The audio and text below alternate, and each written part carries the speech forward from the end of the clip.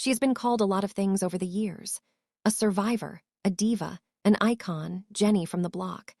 But on this particular morning at Good Morning America, George Stephanopoulos decided to call her something else entirely. He decided to call her a failure. Not in those exact words, of course. George Stephanopoulos is too polished, too practiced in the art of the calculated question to be that obvious. But the intent was clear from the moment Jennifer Lopez sat down across from him in that familiar GMA studio with its warm lighting and its carefully arranged coffee cups and its illusion of friendly conversation. What she expected was a promotional interview about her Las Vegas residency, about her acclaimed performance in Kiss of the Spider-Woman, about her journey of rediscovery after her divorce. What she got was an ambush. What she got was George Stephanopoulos at his most dangerous. And what the audience got was the moment Jennifer Lopez finally decided she had taken enough. Subscribe and drop a comment below, because what you're about to witness will change how you see both of them forever. The Good Morning America studio felt different that Wednesday morning. Not the usual warmth of a promotional interview, not the easy rhythm of softball questions and practiced answers. There was something in the air that the producers sensed but couldn't quite name. Maybe it was George Stephanopoulos himself, who had been in a particular mood ever since the Trump settlement had forced him to apologize on national television, forced him to pay for words he still believed were true. Or maybe it was something about Jennifer Lopez, who had walked into the studio with the kind of quiet confidence that comes from surviving things that would have destroyed lesser people. At 56 years old, Jennifer Lopez had nothing left to prove. That was what she had told herself this morning as she prepared for another interview. Another round of questions about her personal life, another opportunity for someone to reduce her decades of work to tabloid fodder. She had survived the Bronx. She had survived Hollywood. She had survived 4 marriages, including the most public divorce in recent memory. She had survived Oscar snubs that would have broken other actresses. And she was still here, still performing sold-out shows at Caesar's Palace, still commanding attention, still despite everything, standing. Her Las Vegas residency up all night had been a triumph. 12 shows at the Coliseum at Caesar's Palace, every single one sold out. Her twins, Max and Emmy, now 18 and heading to college, had appeared at her opening night. Critics had called it a return to form, a celebration of everything that made Jennifer Lopez a star. And Kiss of the Spider-Woman, despite being snubbed at both the Golden Globes and the Oscars, had earned her some of the best reviews of her career. Variety had written that she steals the show, that she was stunning, beguiling, confident, and thrilling. But none of that seemed to matter to certain people. None of that seemed to matter to George Stephanopoulos. George Stephanopoulos rose to greet her as she entered the interview space. That section of the GMA studio set up for one-on-one conversations, just the two of them at a small table. Cameras positioned to capture every micro-expression, every flicker of discomfort. He smiled, but it was the smile of a prosecutor about to begin cross-examination. "Jennifer, thank you so much for being here," George said, his voice carrying that practiced warmth that had served him well through decades of political interviewing. "You've had quite a year. Thank you for having me, George." Jennifer settled into her chair with the ease of someone who had done thousands of interviews. "It's been a journey for sure. Let's start with the good news. Your Las Vegas residency up all night has been a phenomenon. Sold-out shows, incredible reviews. How does it feel to be back on stage after everything you've been through?" Jennifer's face softened. This was the interview she had prepared for. "It feels like coming home. Honestly, I took a year off after everything.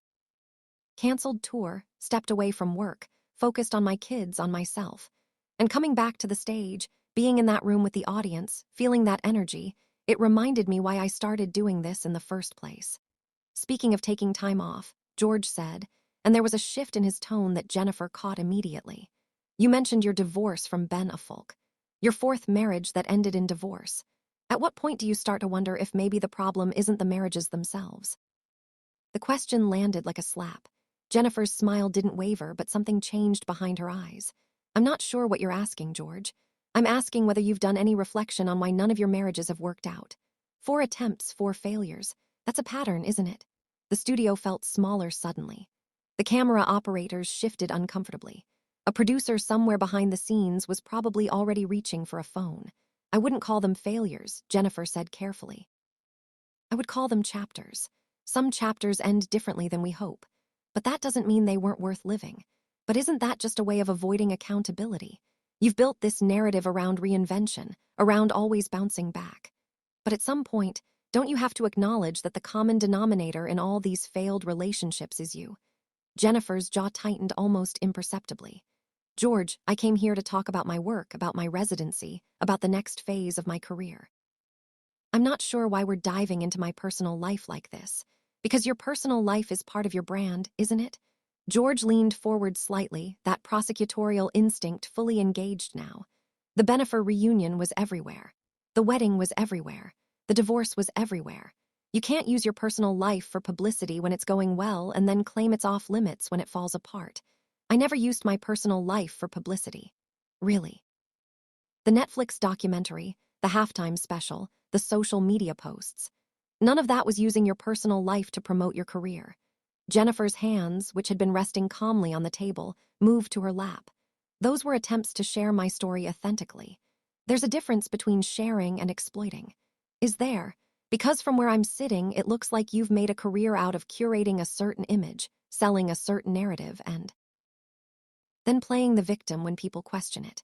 The word victim hung in the air like an accusation. Jennifer Lopez had been called many things in her career, but she had never been called weak. She had never allowed anyone to suggest that she was anything other than a fighter. I'm not playing anything, George. Her voice was harder now, the warmth gone. I've built a 30-year career through talent and hard work. I've survived things that would have ended other people's careers multiple times over. And I'm not going to sit here and let you reduce all of that to some tabloid narrative about my marriages. George smiled, but it wasn't a friendly smile. It was the smile of someone who believed they were winning. Let's talk about your career then. Kiss of the Spider-Woman, great reviews at Sundance, real Oscar buzz, and then nothing, another snub, just like Hustlers, just like Selena. At what point do you accept that the Academy simply doesn't see you as a serious actress? The question was designed to wound, and it did. Jennifer had been open about how much the Hustlers snub had hurt her, how she had genuinely believed she was going to be nominated, how the rejection had stung more than she wanted to admit, and now here was George Stephanopoulos picking at that wound on national television.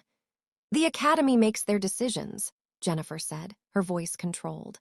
I don't control what they choose to recognize. All I can do is the work. But isn't that a convenient way of avoiding the question? You've been doing this for 30 years. You've never been nominated for an Oscar. You've never won a Grammy. You've never won a Golden Globe. At some point, doesn't the lack of industry recognition tell you something about how your peers view your work? Jennifer's eyes flashed dangerously. My peers? You want to talk about how my peers view my work? I've worked with Steven Soderbergh, Barry Sonnenfeld, Oliver Stone. I've been directed by Bill Condon. I've shared the screen with George Clooney, Diego Luna, Cate Blanchett. None of them seem to have a problem with my work. And yet the awards haven't followed. Awards aren't everything, George. That's what people who don't win awards always say. The cruelty of the comment was breathtaking in its casualness. Jennifer stared at George for a long moment. And when she spoke, her voice was quiet but carried an edge that cut through the studio's artificial warmth. What is this really about, George? I'm asking the questions that need to be asked. No, you're not. You're attacking me. There's a difference. A journalist asks questions to illuminate truth. You're asking questions to inflict damage, and I'm trying to figure out why. George's expression shifted almost imperceptibly. I'm not attacking you. I'm holding you accountable. Accountable for getting divorced, for not winning an Oscar, for being 56 years old and still working in an industry that discards women half my age. Jennifer leaned forward now, her own prosecutorial instincts emerging. Or is this about something else entirely? Is this about you needing to prove that you're still a tough journalist after what happened with Trump? The mention of Trump landed like a bomb. George's face tightened. And for the first time in the interview, he looked genuinely thrown off balance. This has nothing to do with that, doesn't it? Because from where I'm sitting, it looks like a man who was publicly humiliated, who was forced to apologize, who had to pay millions of dollars and delete his social media in shame, is now taking out his frustration on an easy target. Someone who can't sue you. Someone who can't make ABC pay $15 million for your mistakes. George's voice hardened. That's completely out of line, is it? You've spent the last 10 minutes questioning my marriages, my career, my worth as an actress, my relevance as an artist, and you want to tell me what's out of line. Jennifer's voice was rising now, passion replacing the controlled calm she had maintained until now. I've been doing interviews for 30 years, George. I know the difference between tough questions and cheap shots. And everything you've asked me this morning has been a cheap shot. I'm asking legitimate questions about your public persona and career. No, you're trying to tear me down because tearing people down is what you do now. It's what this industry has become. It's not enough to report the news anymore. You have to create drama, manufacture conflict, turn every interview into a confrontation. George tried to regain control. Jennifer, I think you're being overly sensitive about perfectly reasonable questions regarding your very public life and career. Overly sensitive. Jennifer laughed, but there was no humor in it. That's what men always say when women push back. We're sensitive. We're emotional. We can't handle scrutiny. Meanwhile, you're sitting there nursing a bruised ego from a settlement that happened 4 months ago, and I'm supposed to pretend I don't notice. My professional matters have nothing to do with this interview. Your professional matters have everything to do with this interview, George. Because a confident journalist, a secure journalist doesn't need to attack their guests to feel powerful.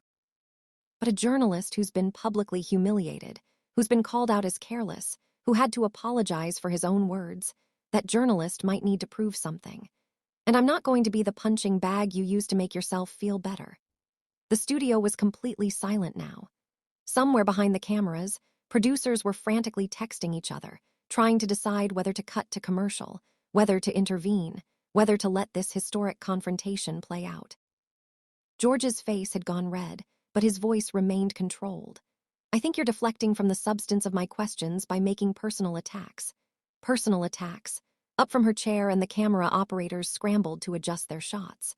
You question my character, my marriages, my talent, my relevance, my worth as an artist. You suggested I'm a failure because I haven't won awards. You implied I'm the problem in all my relationships. And now you're accusing me of making personal attacks. She looked directly into the camera, addressing the audience at home. Let me tell you something about George Stephanopoulos. This is a man who spent 15 years in democratic politics before becoming a journalist. A man who was forced to apologize to Donald Trump on national television for being sloppy with his words. A man whose network paid $15 million. Because he couldn't tell the difference between what a jury actually found and what he wanted them to have found. George stood up as well, his professional composure finally cracking. That's enough. No, George, it's not enough. It's not nearly enough. Jennifer's voice was strong, clear, and absolutely unwavering.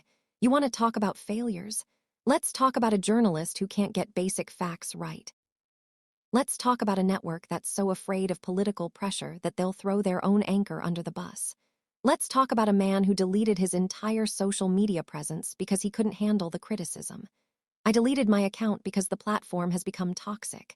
You deleted your account because you were embarrassed, because people were calling you out, because for the first time in your career, you couldn't control the narrative.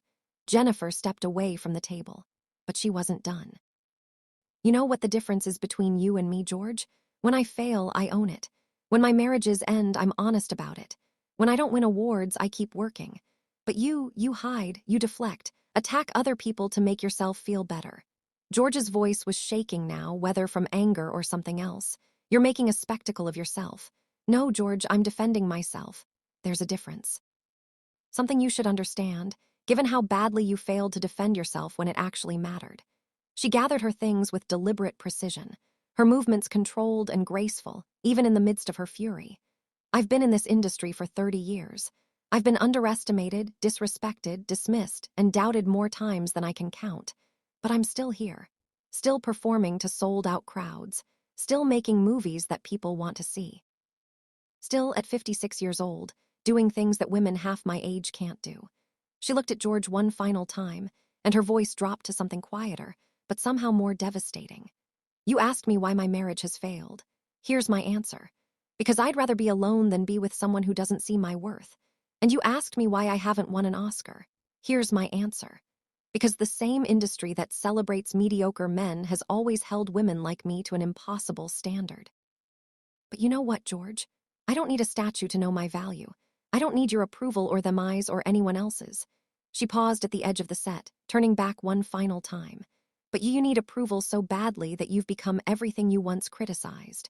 a politician disguised as a journalist, a bully disguised as an interviewer, a wounded man taking out his pain on people who have done nothing to deserve it. With that, Jennifer Lopez walked off the set of Good Morning America, her heels clicking against the floor in the stunned silence that followed. The cameras kept rolling, capturing George Stephanopoulos standing alone at the table, his face a mixture of anger and something that looked almost like shame. What had started as a routine promotional interview had become something much more significant. A reckoning, a woman who had spent decades being picked apart finally picking back. In the hours and days that followed, the interview would dominate social media. Jennifer Lopez destroys George Stephanopoulos would trend for 3 days straight. Her words about his Trump settlement, about his deleted social media, about the difference between defending yourself and attacking others would be quoted and Rick. Media critics would write think pieces about the state of celebrity journalism, about the line between tough questioning and harassment, about what happens when interviewers forget that their job is to illuminate rather than destroy. Robin Roberts, George's own co-anchor at Good Morning America, would be notably silent on social media for 3 days before posting a simple message. Every woman deserves to be treated with respect in every interview, in every room, always. Diego Luna, her Kiss of the Spider-Woman co-star, would post simply, "This is the woman I had the honor of working with. Fearless, unapologetic, exactly who she has always been." The Academy may not have recognized her performance, but everyone who saw the film knows the truth.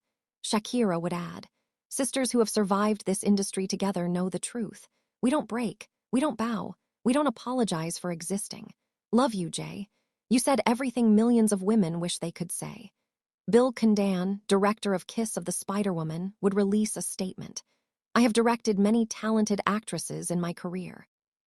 Jennifer Lopez is among the finest I have ever worked with. Her performance in our film is extraordinary, and no interview, no snub, no dismissive question can change that reality." Mark Anthony, father of her twins, would post a rare public comment. "The mother of my children is one of the strongest people I know, always has been, always will be." Ben Affleck, surprisingly, would release a statement through his publicist. "Jennifer Lopez is one of the most talented, hardworking people I have ever known. Anyone who questions her worth as an artist or a human being is revealing their own limitations, not hers. I am proud of everything she has accomplished and continues to accomplish." The response from other journalists was mixed, but telling. Many defended George's right to ask tough questions, but even some of his supporters acknowledged that the interview had crossed from tough into cruel.